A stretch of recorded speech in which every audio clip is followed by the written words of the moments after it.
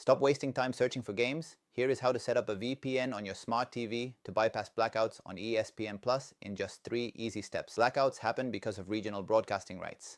A VPN fixes this by hiding your IP and making it look like you're streaming from a different market. Step 1 is for TVs with an app store like Android TV, Google TV, or Amazon Fire Stick. Simply search for a top-rated VPN like NordVPN or Surfshark in your TV's app store.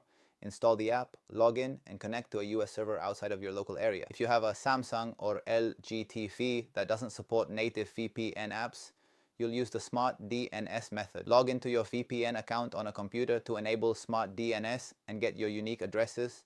Then, on your TV, go to Network Settings and manually enter those DNS IPs to spoof your location. If it's still blocked, force stop the ESPN app and clear its cache in your TV's settings. This wipes any stored location data that might be flagging your real home. That's it. Subscribe to Sleek Guides for more quick tech fixes to level up your streaming experience. I'll see you in the next one.